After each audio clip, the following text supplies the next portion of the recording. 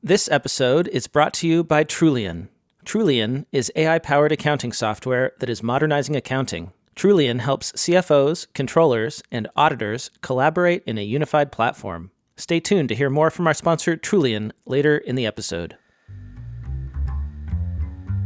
It's a big question. Because I'm not an investor, I'll have to speak my best on behalf. There's a Seeking Alpha article. Seeking Alpha is a syndicated publication, but one of the popular writers wrote, the only purpose of the new Lease accounting standard is to create more works for accountants. If you'd like to earn CPE credit for listening to this episode, visit earmarkcpe.com. Download the app, take a short quiz, and get your CPE certificate. Continuing education has never been so easy. And now, on to the episode.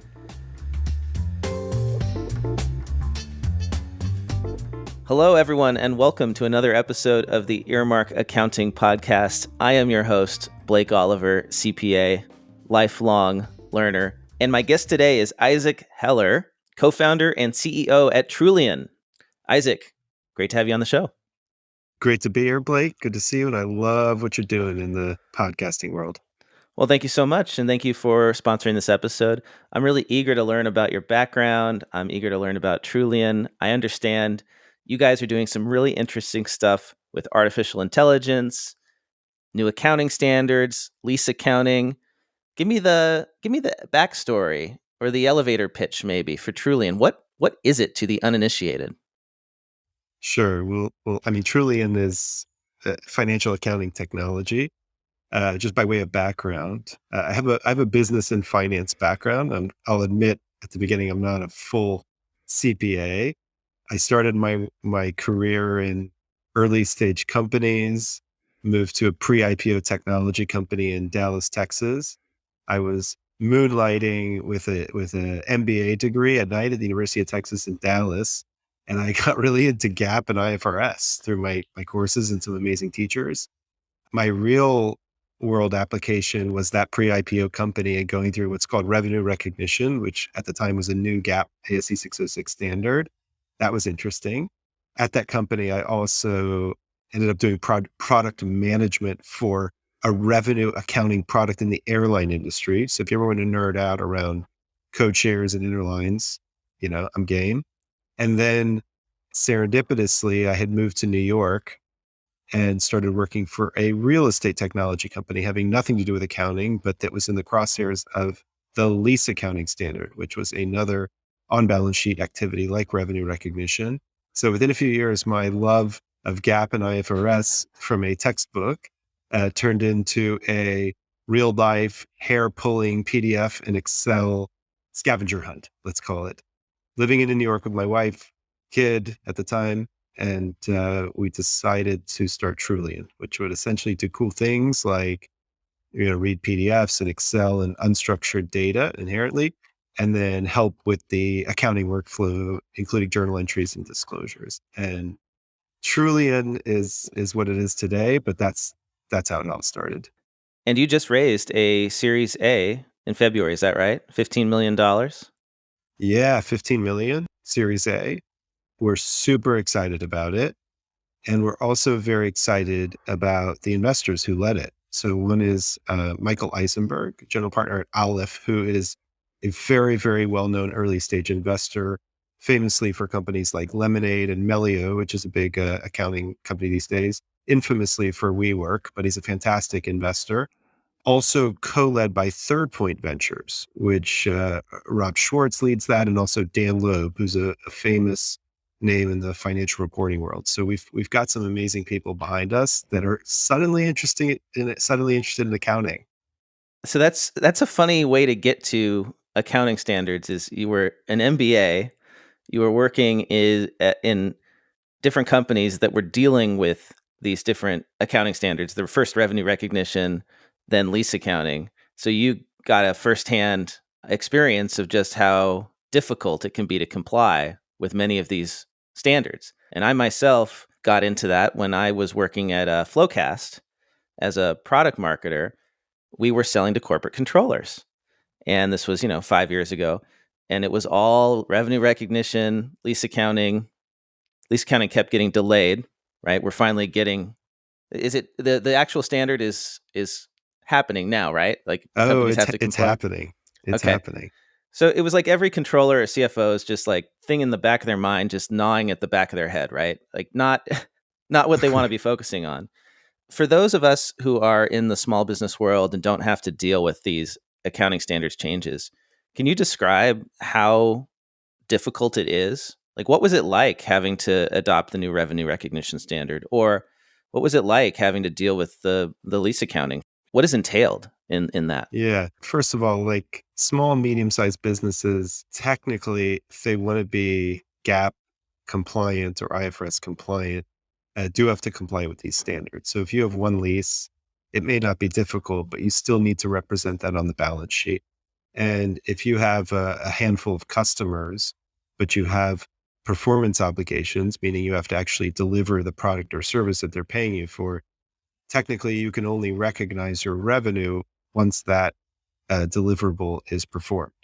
So at scale, when you're working at a company like where I work, Sabre, that has hundreds of airlines and thousands of projects ongoing, you need to be moving from what I call the transactional view of accounting, which is, hey, you paid me $1, so I just got $1, to the theoretical view of accounting, which is you paid me $1, but I'm only 50% complete with the project and I can only recognize 50% of the revenue. So that's like the theoretical side. Same with lease accounting. I used to just pay $1,000 a month for my lease. And now I need to go look at the term of that lease contract and the options or clauses that I could theoretically exercise. And I need to come up with a useful life. And then I need to come up with an incremental borrowing rate and convert that into a right of use asset and liability. It's almost like I have to treat it like debt, which might make sense to some people, right? Because you did sign a contract. And so it's not like, you're on the hook for $1,000 because it's that much. No, you're on the hook for The whole $12,000 amount. times 5 years or whatever it is. So that's revenue recognition. That's lease accounting standard. I go back to, my days in the MBA and it starts like this. I believe in this stuff. Like I'm from Texas. So I was in the Enron world and socks and I lived through this. And I believe in the effort of moving towards more transparent and accurate financial reporting. It actually does make sense to put more on the balance sheet. It actually does make sense to force a SaaS company to admit that there might be a cancellation clause in the first, year of that contract. So you can't really 100% be ensured that 3 years of that revenue, will be collected. So that's the first thing is like, I believe in this stuff. I believe it's leading towards a more transparent world. And I got enthusiastic about that. So then once you go into let's call it the corporate world or the business world, and you go back to like your Flowcast experience where you have controllers that are, banging their heads or CFOs that are rolling their eyes because they don't look at it as a value proposition. And then you have like ERPs and systems that actually don't do this accounting. So you have to do it outside. That's when you start to relate to the pain. So small, medium-sized businesses, they can fly under the radar for now. So you actually think that these accounting standards improve financial reporting? Because let me just explain a situation from my experience in software with the new revenue recognition standard. Like when we were at Flowcast, we like to mock it because one of the things that we did as part of our company was we had a setup team, a team that would for a fee come in and set up Flowcast.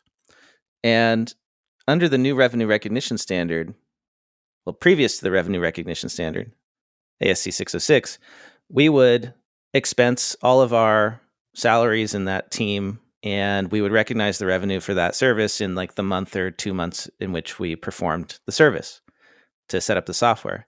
But under ASC 606, we now had to estimate the life of that customer and defer the software implementation service fee over the life of that customer. And to us, it didn't make sense because here we are, all of our costs are in August and September, for instance, when we did the setup, but now we're having to defer the revenue across months or even years. And the weird thing that happened was if a customer churned, we would then accelerate the recognition of all of that revenue in the month that they churned, which actually created a strange like increase in revenue. So losing a customer actually led to an improvement in financial results on a GAAP basis. And I never understood how the people who make up these standards could come up with something that mismatches income and expense. Isn't the entire point to match income and expense in the same period? Like that's why we do accounting. Yeah, no, and you're absolutely right, and that's a situation that we've run into as well. Oh, we haven't had a churn customer, but in a previous life, we absolutely did.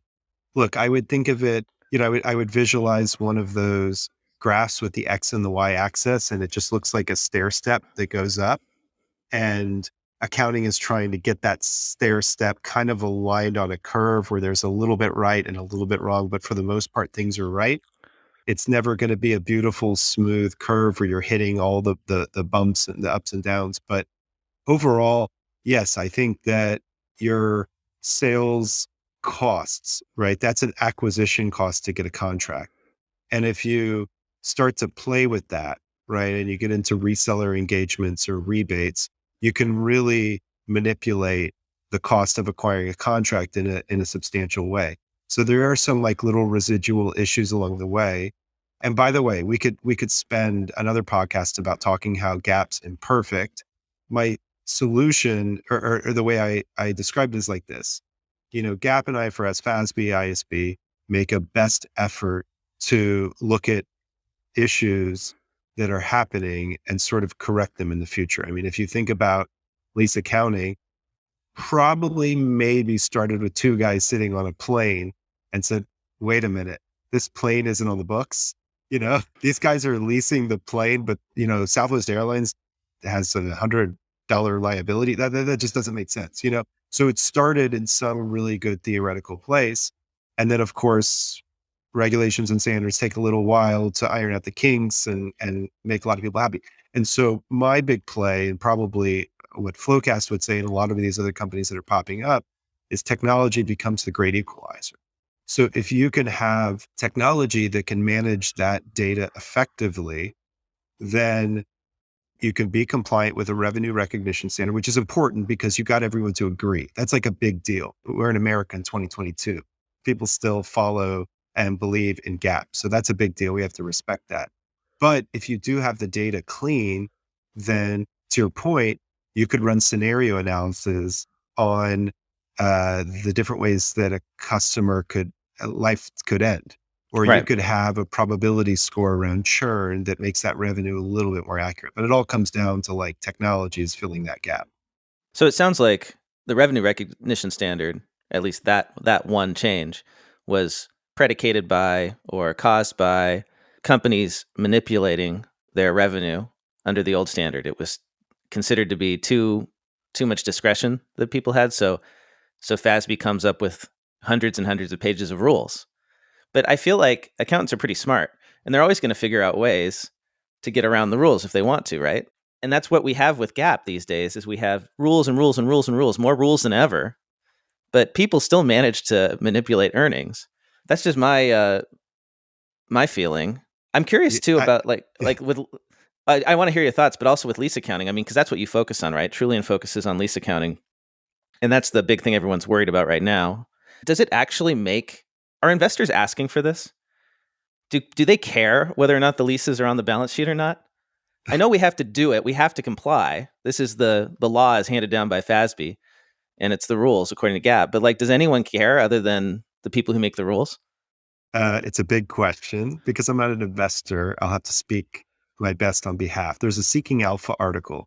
Now Seeking Alpha Kit is a syndicated publication, but one of the popular writers wrote the only purpose of the new lease accounting standard is to create more works for accountants. It was a cynical title, but he had some truth to it, and he walked through the public balance sheets and basically showed how the whole thing was cosmetic, meaning everyone was shifting their leases onto the balance sheet, but effectively the stock price didn't change, mainly because, like you said, investors are smart and they know that if Southwest Airlines doesn't have any planes on the books, that doesn't mean they don't have any planes. So there's a footnote or disclosure around their liability, And it right? was always previously in the footnotes. All these leases were in the footnotes somewhere in the financial statements. Now it's just where they're on the balance sheet.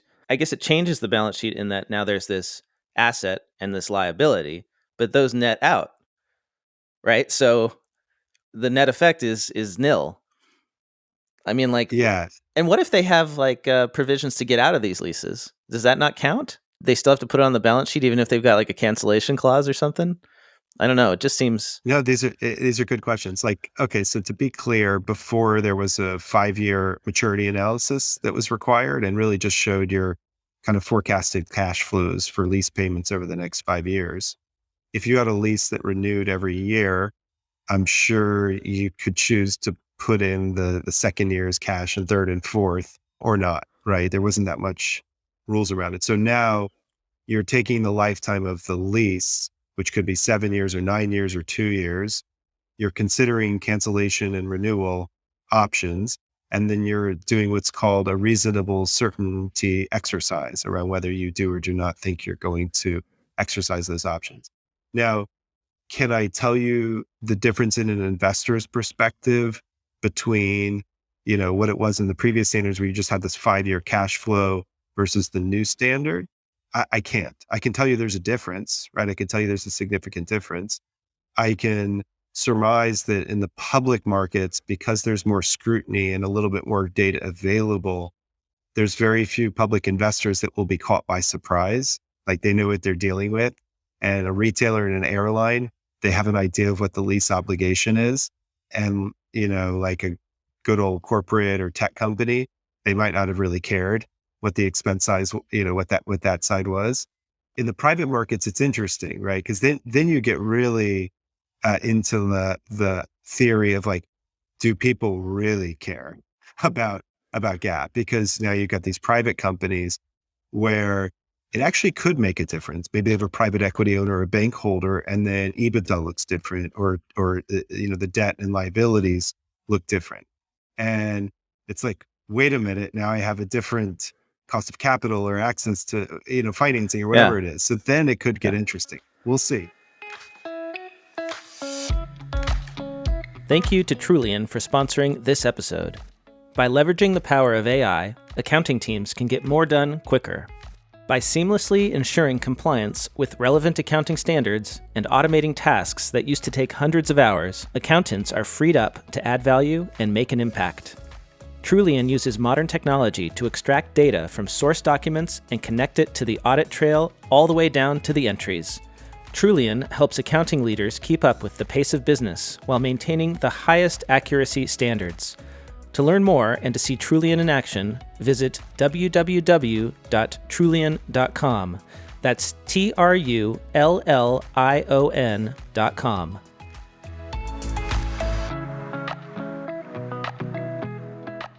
So there's a lot of complexity in adapting to the lease accounting standard. And this is where Trullion comes in. The value proposition, I take it, is that my option without software is to go through all these contracts, pull out the information that I need to then do this formula that I've been given by the new standard, and then get that onto the balance sheet with journal entries, etc.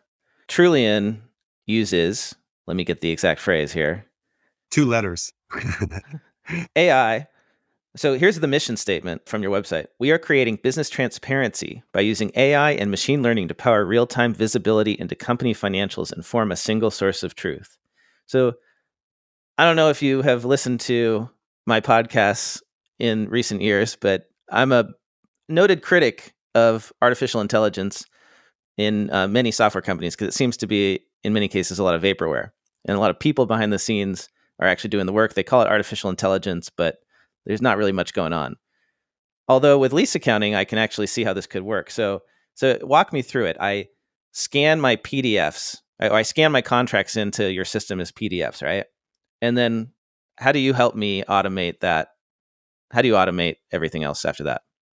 Okay, so let's talk about 2 value propositions. And believe it or not, Blake, I would probably agree with you on most of the AI in the accounting industry and other industries, right? So let's talk about 2 value propositions. your initial question, yeah, it's like Dropbox. You upload a document. You can upload Excel. So if you have a list of 10 assets, you could upload that as well. And the AI, and more specifically NLP, and what's called entity recognition, will help identify key financial data within the document. In many cases, it will actually extract and suggest what's the start date and the end date and the lease payment. And then in other cases, it's simply tagging what it believes are the important terms for you to look at. And then you can tag. And when I say tag, you get to have this fun exercise where you click on the PDF and it just sticks it in your accounting workflow.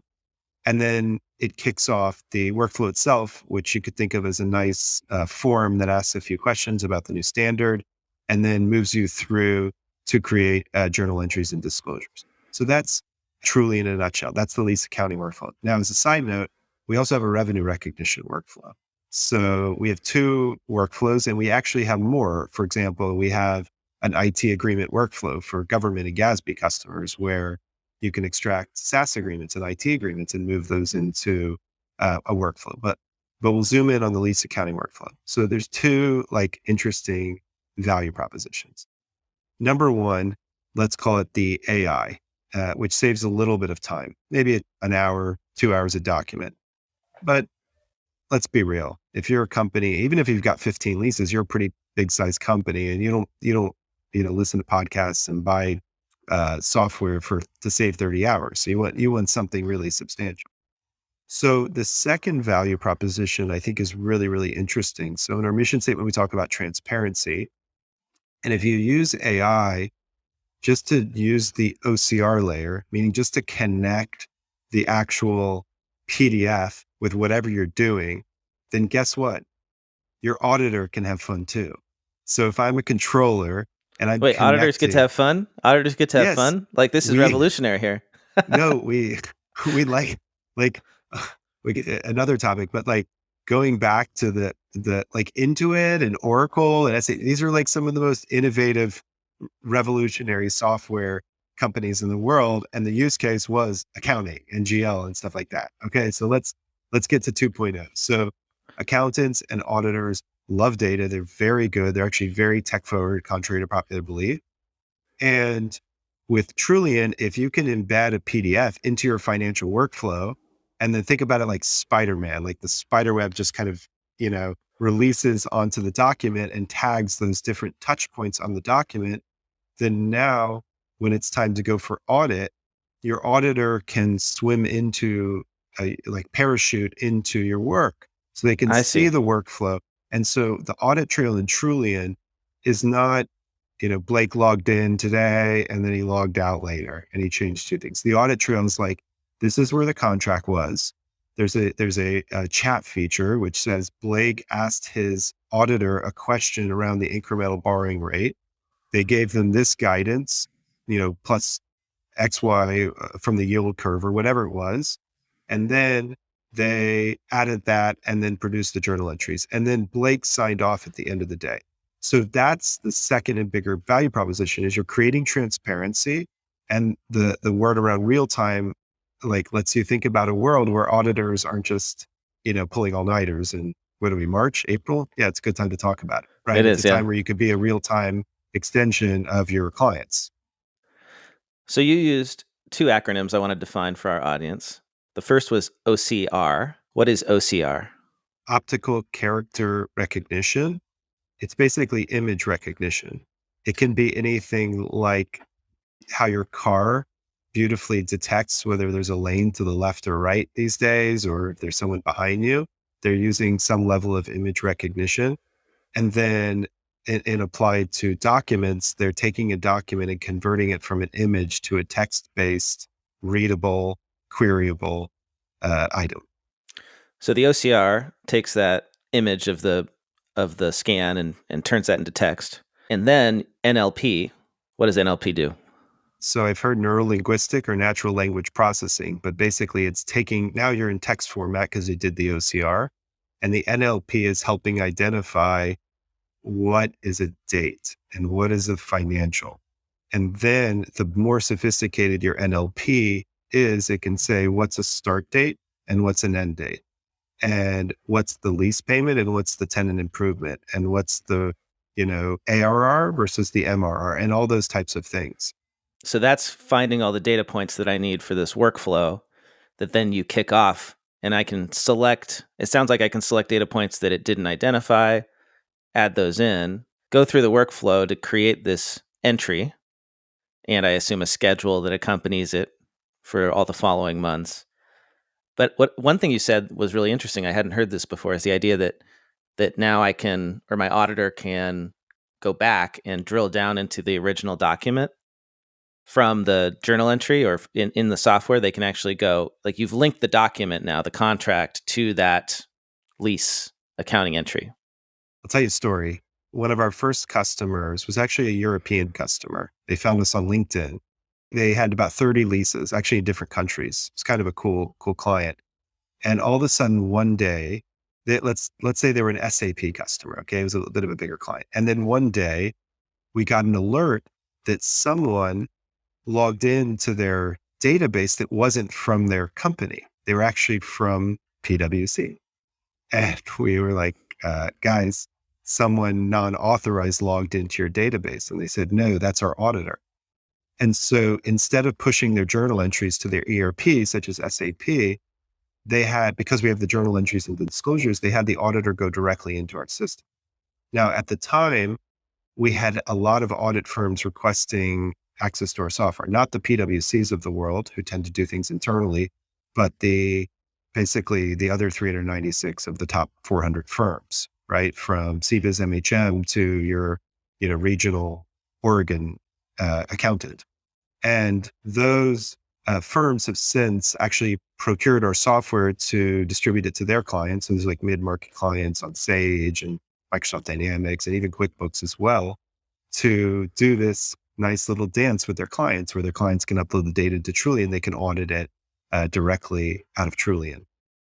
So did you make this NLP algorithm? Did you build this AI yourself, or do you license it? I imagine there aren't that many people who can create this sort of thing. They must be in high demand. The engineers who build it. Where, Well, how did you get that talent on your team? Well, I've got a partner, Amir Boldo, our CTO co-founder. We're a US company. I grew up, founded it in New York, but we've got a great team in Tel Aviv, actually. So we said from the beginning, we would build a global company that could service both GAAP and IFRS customers. So we sit both in the US and in Tel Aviv. And then Amir's got a team of engineers, including a couple machine learning leaders. You can read our blog on Trullion. We talk about some of our methodologies. They're in high demand. Again, Blake, it's interesting. If you would have asked me at the beginning, I would have said, yeah, AI is everything, this is going to be an AI company. But AI has just become a component of what we do. It's not like this magic wand that extracts everything and makes it perfect for you. It's kind of just become this embedded component where, okay, it gets you 70 or 80% of the key terms. And you have this nice little workflow where you can pick which ones you want to tag into it. And so all that does is it gives you an extra tool. But at the end of the day, an accounting workflow is an accounting workflow. It will look and feel the same as anything else. It'll just have some nice extensions to the unstructured data and some of the conversations that happen between accounts and auditors. So AI isn't everything. A lot of it is the workflow. I discovered that. I'm an outsider. I started my career as a bookkeeper, right, working my way up from the bottom. I guess this is where my skepticism about AI comes from, because that's where a lot of the promise of AI has been put in the last few years. Is we're going to automate bookkeeping, and nobody's going to have to enter transactions into the GL anymore. And of course, you can automate maybe 80 or 90% of it, right? But then there's always the exceptions. And that's what requires the human intervention. So you might not need an army of bookkeepers, but you might need some really skilled systems people watching all the transactions go through, cleaning them up when they don't work, right? So speaking more broadly, where do you think artificial intelligence is taking us as an accounting and finance profession? Where are we going to end up? I mean, a lot has happened in the last 10 years. Oh, wow. It's a big question. Let's do some numbers. That's more fun. Okay. Like, let's look at it as a macro equation. First of all, we talk about the three pillars of financial reporting, which the first pillar is the tens of billions that CFOs spend every year on their controllers and reporting leaders and, basically the people who are putting everything together, RevRec, like in Flowcast. The second pillar is those ERPs, the systems of record. Let's say they're spending tens of billions a year on everything from QuickBooks to Oracle. And then the third pillar is the money that you pay for audit and consulting, right? So over 200 billion, a lot of it is in the big four. So the question is, how does that dynamic change? Let's take the big four or the auditor, for example. So you got 200 billion a year that's spent there. That's not going to like go to robots in the next 10 years. But let's say there's 20% of that that's automatable. Now, if you can just give the software tomorrow that automates everything, that's not powerful enough because there needs to be a more compelling value proposition. Because believe it or not, auditors do a great job. That's why they are where they are. And they've been like that, they've dominated for decades, especially within the big four.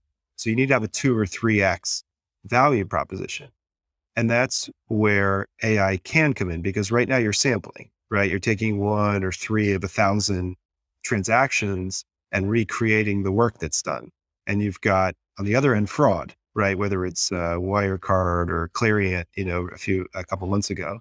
So we all know in theory, if you can move from sampling to full coverage, that you could create a more compelling value proposition. So I believe that AI becomes part of the equalizer. Obviously, just good old workflow software is very important. But what AI can do in our case is it just connects the unstructured data, right? Like it just connects you to documents and invoices. I, as a founder, still get audited from our investors and like they're asking me for the emails and the balance confirmations. And I'm like trying to run a company and they're asking me for then they're giving me a Word document and I'm filling it out. And this is a big four auditor. So if you can start to connect some of that unstructured data, the AI is okay. The AI gets you 70, 80, 90%, but it connects it within the workflow. So then going back to our equation, the $200 billion a year that we spend, 10 to 20% of it, let's say, shifts into technology. There was a hope that the audit firms could lead that revolution. I'll let you and the listeners decide how that's going. But it's starting to look more and more like the audit firms are getting comfortable partnering with leading providers like Flowcast, like, Trullion. And that percentage shifts into software. AI is a dominant component of it. And then we get much more accuracy and transparency and efficiency as a result. So that's kind of the macro way we look at it. What about all these other, changes in standards? Everyone's talking about ESG, or at least I hear that all the time from the thought leaders in our profession. There seems to be a lot of interest in it, actual interest from the public in accounting standards for once. With what does it stand for? Environmental, sustainability, governance. And the SEC just came out with some draft ideas about climate change disclosures that companies may have to add in. I mean, this sounds like a huge opportunity for Trullion, given there's all this unstructured data in documents places about, environmental stuff. Is that where you're headed next? Am I going to be dumping in all of my climate change documentation into Trullion, and then you guys will help, find all that information about our carbon footprint and whatnot? Oh man, this is a loaded topic. Look, I had a sister worked at Google and she got an offer from a drone company. This is 5-10 years ago. She left for that drone company because drone was going to be the next best thing, but drones didn't become a big thing. So ESG is regulated. So it's definitely here to stay. The question is do you make a big capital expenditure on software to try to address a sort of a standard or movement that isn't really crystallized? So standards and lease accounting and revenue recognition, it's going into effect in 2021 and it's going into effect in 2023. And here's the white paper that says how, and here's all the position papers. And like, this is pretty much out there. ESG is a beast. You have these tidal waves of sort of corporate responsibility combined with climate change that are really coming on strong. And we all know that we should do something, but I don't know if ESG is, number one, is it clearly defined? And number two, does the public agree that there's sort of this cost benefit analysis agreed upon for ESG? Does that make sense? So you're saying it's very undefined at the moment, Yeah. and the public isn't clear on what it actually wants. Also CFOs, Yeah, right? CFOs. Yeah. So I'll give you an Yes. example. Okay. Okay. Well, first of all, let's go back to the unstructured data, right? It is a very, very difficult equation to collect like all of the data from around a company and try to like understand whether they're in compliance with ESG. Okay. Like think about another big regulations like GDPR. Well, you can actually do big data dumps and e-discovery analysis across different documents because there's some well-defined areas of what does it mean to be in violation of data privacy.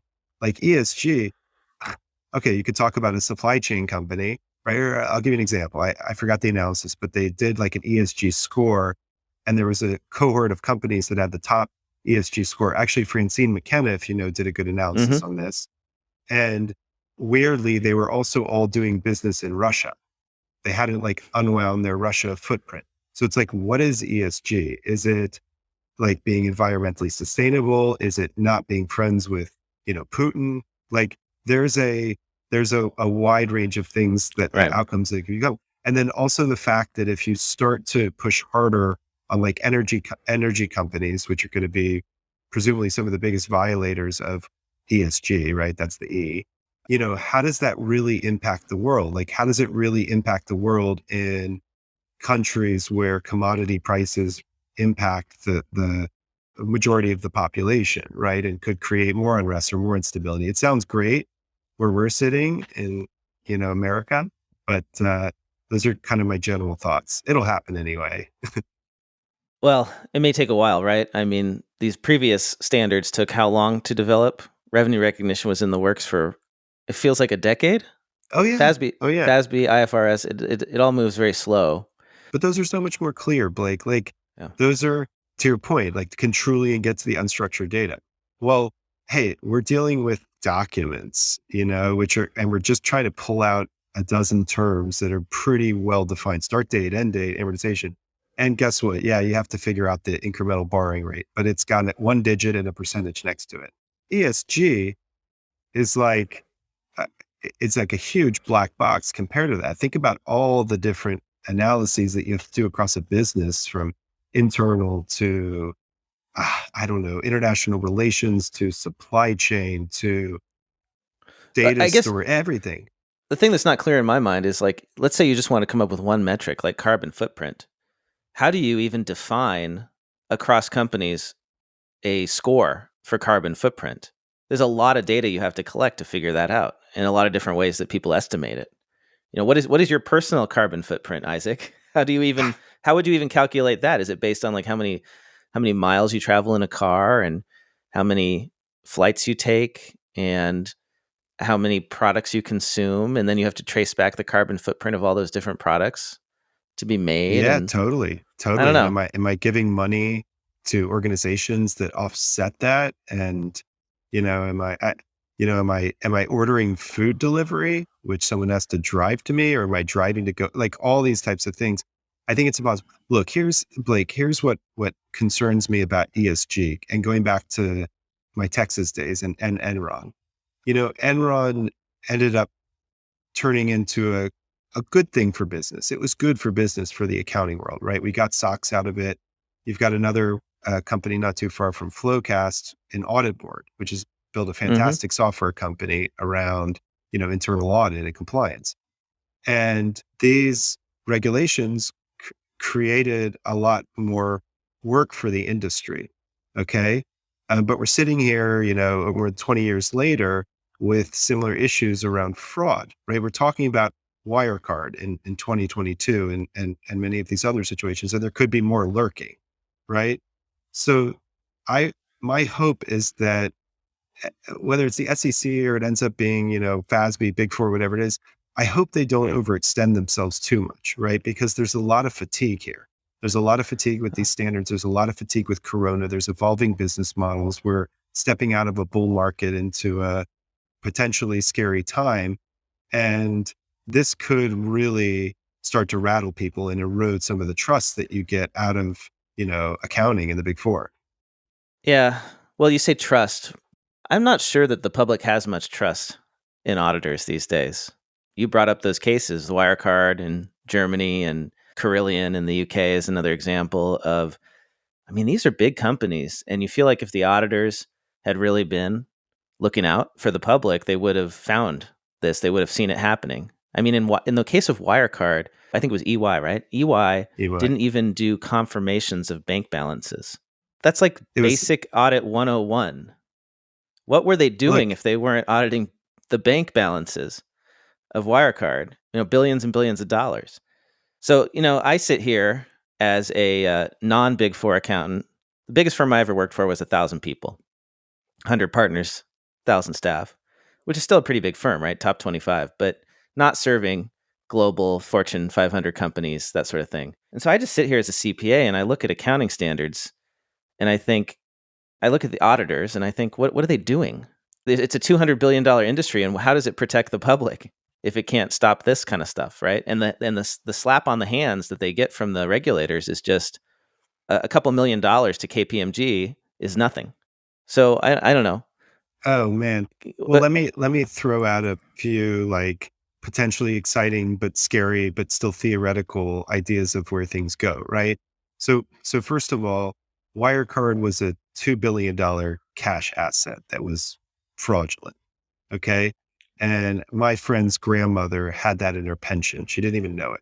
That was one of the main stocks, right? So it just wiped out. So it really does impact, from the top yeah, to the average person. So it's a big deal. All of my friends, a lot of my friends work at the big four, have worked at the big four, and everyone in earnest wants a more transparent and trustworthy ecosystem and is doing their best job. But in that case, the gap between what's needed to be done and what the methodologies are of audit are just too wide. And so there's no equalizer, right? It's almost like you can't get out of your own way. So back to trust, I think we're at a very, very low trust point. I think it's going to get worse. I think unfortunately, like you and I know about Wirecard and a lot of our friends, but I don't think it hits mainstream the way it should. Like it's a big deal. yeah, Um, yeah, and so when trust erodes and you've got this world where like accounting is seen as a reactive sort of post everything reconciliation exercise to check the box. And then you've got like private markets where there's a lot of money in venture capital and private companies, and you see big companies going private, right? And then being taken private. You're essentially like with these companies, how do I say it? The stakeholders can become the private investors. And if right. the private investors don't think there's trust, they need trust and they have a lot at stake. And if the people are confident in the rules, then that's going to give other people opportunity to create the rules. Think of it that Yeah. way, right? Yeah, so to me, the this trend of companies staying private, of avoiding going public, it's not just because they want to avoid the red tape of an IPO or being a public company. It's that they also don't see the value in being a public company because there's all this red Yeah, tape, but there's not a lot of value for technology companies. I would argue there's not a lot of value in GAAP financial statements. And the reason is that we're dicking around putting all these leases on the balance sheet, but 90% of S&P 500 market value is intangible. And right. GAAP hasn't adapted to handle intangible assets in 100 years. It's essentially the same. GAAP is essentially the same as it was 100 years ago when General Motors was running the economy, right? And we are no longer an industrial economy. And so I wonder, like, who are these people who make these rules, and how I don't know, blind are they to the fact that most of the value? I mean, think about this. It kind of blows my mind. Most of the value, 90% of the value in the S&P 500, 500 biggest companies in our economy, it's not on the balance sheet. Right. So why would we value audit when what they're auditing is only 10% of what we care about? And that's to me why audit fees have stagnated over the years, why auditors aren't making more money, why they're not, audit first year staff salaries have stagnated because if you can't raise the fees because there's not value, then you can't raise salaries and maintain partner compensation the way it was, right? So I think, Right. we've I don't know, I'd love to hear your thoughts on this. Well, it's a perfect storm. It's a little scary because we spent the first part of the discussion talking about new standards. We talked a little bit about evolving business models and some of the complexities. And if we're all in agreement that you can't pay more to your auditor, meaning we're not seeing the value, then you're stuck. So going back to the lease accounting equation, that's why we like Trullion, because we're working with these private audit firms and they're like, hey, we're good people and we want to follow the rules, but we just can't keep up. Oh, and by the way, we can't hire. And oh, by the way, the number of CPA people taking the CPA exam is down, right? Right. Right. And we can't keep up. So in some way, we're maintaining accuracy, at least for one standard and one moment in time. But I don't look, I don't know what happens. I think, again, I think Well, people, rule makers and auditors are all in earnest, but these things are like, they're big macro equations. And right. usually when the gap is so wide between what is expected and what's available in a dominant area of the market, that's when technology becomes an equalizer. I mean, you could even, it's not a stretch to think of an Uber analogy, right? With accounting, where if you have technology platforms that just start moving faster and faster and become better and more trusted, and then you have private investors who are confident in those platforms, kind of like, I think of Carta, which is a company that helped with cap table management and then moved into giving people confidence in 409A evaluations, right? Right. Right. Right. Um, though, like, that's the way it can go. And it is really scary because then once rules, like we're talking about rules here and trust. So if all the private investors, to your software point, don't care about GAAP and they only care about ARR and LTV and like, Bessemer has a whole paper about the 42 metrics they care about, and none of them is revenue None of them's part recognition. of Gap. Yeah. Yeah. Uh, Then, then, that was shocking to there's, me. When I joined a yeah, technology company as a CPA, I go from public accounting into tech, spent 4 years working for different technology companies. Not once did we ever talk about the financials.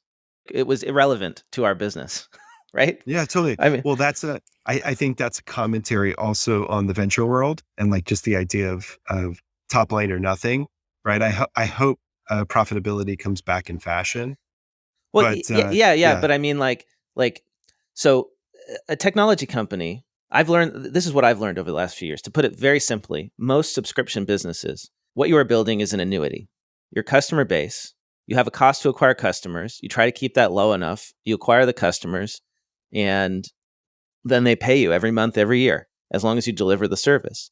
That is the intangible asset of a subscription business. That's the primary asset of a subscription business is the subscribers, and that is nowhere on the balance sheet. And so you get this mismatch, even though you have revenue recognition, right? You get this mismatch of income and expense because all my sales and marketing expense is expensed in the period in which it is incurred, but it's to build this intangible asset. So that's why software companies look terrible on a GAAP basis because they're spending all the money up front for a deferred stream of revenue downstream, right? And GAAP could adapt to figure this out, and we have done this, right? That's why we focus on metrics like cost to acquire a customer, lifetime value, cost per lead, all these SaaS metrics that we pay attention to, because they allow us to understand what's happening in a way that accrual basis GAAP financials do not. right. And Well, I just the yeah, accounting standard setters like must be completely oblivious to all this. I mean, I I, was as a CPA yeah. before. I mean, it's weird. It's like denial, probably. That's probably what it's like. You want to tackle it first, and maybe revenue recognition was a first step towards tackling that, especially in larger enterprise software arrangements. But then it gets to a point where it's just moving faster than you. And so you're just kind of waving uh, Yeah. from Well, behind, it like, hey, doesn't. good luck with that. Yeah, I mean, I guess it sort of like it doesn't matter if we're recognizing the revenue more consistently when all of our expenses are up front because we're not matching income and expense.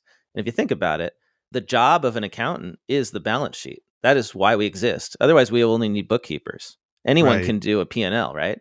But it's deciding what gets deferred and what gets put on the balance sheet, what gets capitalized, when it gets expensed. That's how we get to profit. And that's our right. job as accountants is to come up with a profit number that makes sense. And I mean, this is what we've failed at doing for the last few decades. Like Amazon looked terrible until recently because Gap didn't understand how Amazon's business worked. Like Gap's great for a business that makes widgets or sells Right. inventory. right? But not for a business that sells some sort of intangible asset like Facebook, right? No, totally. And so, look, I think there's a lot of things in play. I mean, first of all, if you look at revenue multiples in software and technology, it's a little crazy if I mean, I'm not even talking about the private markets, which is crazier. It's a Yeah, little yeah. nutty if you think about it, that it's like, it used to be that things would trade at 3, 4, or 5 times revenue multiple, and that was the discussion. And then all of a sudden it's like 20x one day and 40x the other day. So, volatility is scary to me. That's something where there's some red flag in what's going on. It may be a bigger macro factor, but look, there's still a lot of private investors that hold stock in the SaaS companies that go public. And there's a lot of, look, one of our investors is Third Point. Third Point's a hedge fund.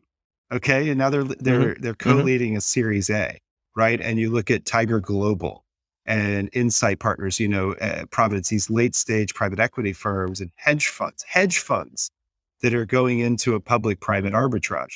So I'm not putting this all in Gap. I'm just saying these people feel pretty confident in the metrics and the data. And if they're sitting on the board of a Series D company that's going to be IPOing in a couple of years, they know the economics of Monday.com better than any investor because they have, marketing acquisition data or whatever the hell Right. it is, right? There's all this data that is inside the company that does not get disclosed to public investors because it's not required by GAAP. Which And is a big issue. It's yeah, a chasm.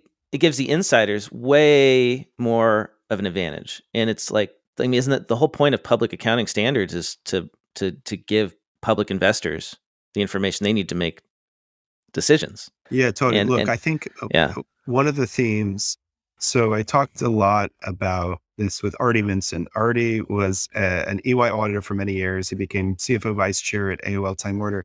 And then he was, basically CFO and then president at WeWork, which had their own story about community adjusted EBITDA and sort of financial reporting. But best Artie, non-GAAP metric of all time was yeah, WeWork's I community still, adjusted EBITDA. yeah. Artie won't let me in on that. But what he has told me is someone who started his career as a CPA and became this high powered CFO is that it used to be like the CPAs and the accountants were the cool, smart guys in the room, like when he started. And, and now it's seen as a tax on the business. And so if you're a CFO now, you're building this legion around FP&A and finance. And then you're also building this accounting team. And it's like one gives you the data that you need and what's called strategic. Like how many times have you seen a title of someone like strategic finance? Like we have someone in our company at Trullion. He's the strategic finance lead. You've never seen strategic accounting manager. Okay. And That's so true. that's Yeah. right. And so now you're paying twice. You're paying for the data you want that's strategic, quote unquote, Right. and then you're paying for the accounting, which you have to do. And it's really unfortunate because Yeah. if the fundamental data, i.e. the system of record, was based around the accounting, meaning you could just kind of get compliant on the way to getting the data you want, that would be so much more efficient. But now you're managing everything in external systems. The CPA at the end of the day, like they're not going anywhere, right? We're not. Right. Well, So the problem we have is that we have all of these standards.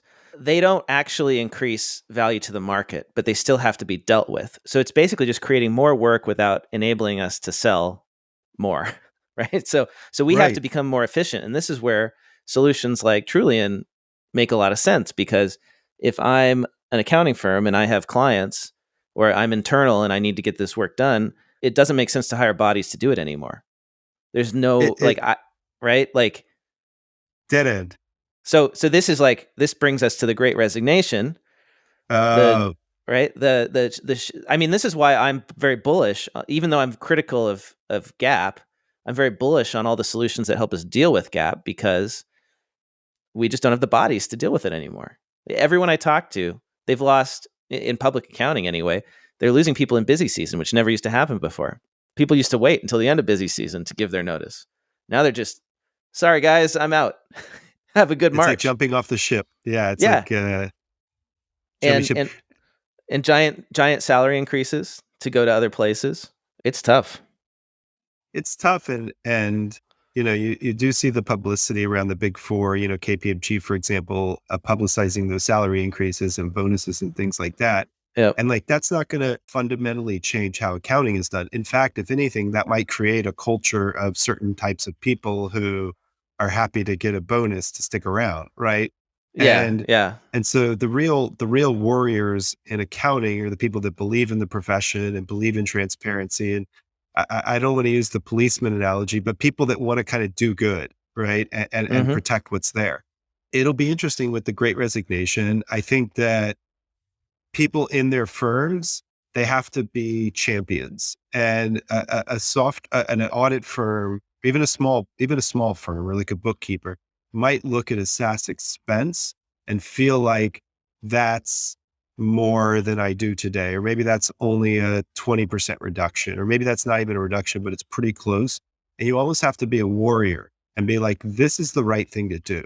My, my next client is going to care that I send him to a nice portal or that I can give him a report cleanly. If I want to scale, if I want to be modern, I need to associate myself with this. And maybe there's a risk to me, but in the long run, this is going to be like part of my job. And I'm just going to be a better accountant because of this. So Well, that's I where we're think you going. you nailed it there with like the better portal, right? The client experience is becoming more and more important because it's possible to deliver a really good experience over the internet now. Like you and I, we're recording this podcast from Woohoo. are you in Texas or New York? I don't even know right now. So right now I'm in Tel Aviv. I'm in our You're in Tel Tel Aviv Aviv. office. That's By the incredible, way, right? can they, is this voice only? Because I'm looking at Blake right now. This is cool. You got your office. It Uh, says think big in the background. Can they see that? it depends. If you're on YouTube, yes. If you're listening to the podcast on Apple Podcasts or Spotify, no. But yeah, you've got a Think, big sign behind you. Think big. I love that. Yeah, I think.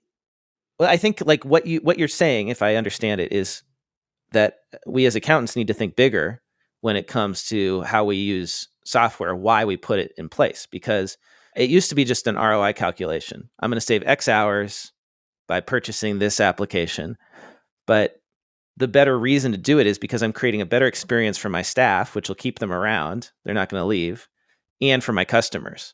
The ROI is important on the hours, but not as important as it used to be. And I guess I say that because like I would never go work for a company where I have to do everything manually in Excel. I think most people wouldn't want to do that anymore. Most right. accountants would, they would, I'd even rather sacrifice salary to work at a place where I don't have to do that manual soul crushing type of data entry. I Sounds mean, emotional.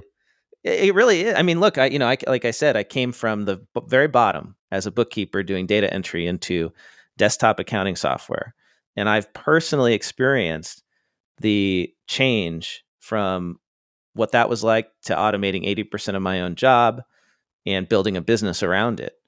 And so it just shocks me when I still see people working in accounting departments where I mean, we were getting paper ledgers 5 years ago when I was in public accounting still in Los Angeles. We'd get them mailed to us.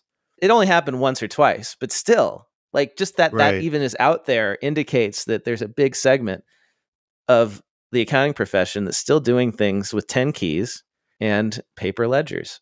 And Yeah, so totally. there's a Look, lot of opportunity. yeah, a lot of opportunity. And Blake, it's not as scary as I think people worry or make it out to be. If there's still people out there that are skeptics, the world has established that there is a lot of incentive and interest of a financial reporting ecosystem. Hundreds of billions are spent every year in a combination of internal, external accountants, and then also systems. And that money will still be invested. Some of the Right. economics will be shifted, but nobody's going away. And in fact, if people, I know this, like if you have fraud, right? If you have inefficiencies, that means there's something to be gained. That means that people might even spend a little bit more to eliminate that fraud or whatever it is. So that means that you can actually make the market bigger, right? Go look at other examples. I mean, you're in podcasting. Go look at examples of media publishers in music, how things moved to Spotify, and actually it ended up being more revenue for the labels and stuff like that. Like there's a lot of data here. People Yeah. care about this a lot. Like, let's have a party. Let's make this market bigger with technology. I like your analogy about Spotify, but as somebody who came from the music world, I was a musician before I got into accounting. I will tell you there was at least a 10-year period where nobody was making any money except Good, Spotify. good. The So glory days. the Yeah. glory days. Well, Isaac, thanks so much for joining me today. If our Thank listeners you. want to learn about you and what you're up to, where's the best place for them to go? Trullion, www.trullion, Trullion.com. Trullion is truth in millions. It means something to us. I like that. Um, it's a piece of technology, but it's also a mission, right? What good is saying a million or a billion or a unicorn if that's not backed up by real credible financial data? I'm out there on LinkedIn, right? We've got a great team, and look us up, hit us up. We're always happy to chat. Thanks, Isaac. Great talking to you. Okay, thanks, Blake. Thanks for listening. I hope you enjoyed this episode and that you learned something new. And if you did, wouldn't it be nice to get some CPE credit for it? Well, I've got great news. My new app, Earmark CPE, offers free NASBA-approved CPE credits for listening to podcasts, including this one. Visit earmarkcpe.com to download the app, take a short quiz, and get your CPE certificate. That's earmarkcpe.com.